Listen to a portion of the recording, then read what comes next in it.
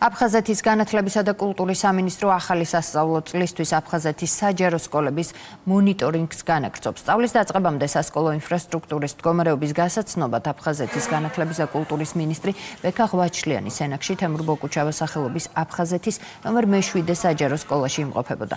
მინისტრი სკოლის ადმინისტრაციულ პერსონალს, დირექტორსა და პედაგოგებს შეხვდა, გაეცნო სკოლაში არსებულ გამოწვევებს და განიხილა სამომავლო გეგმები. შევხვდით ადმინისტრაციას, ვისაუბრეთ სამომავლო გეგმებზე.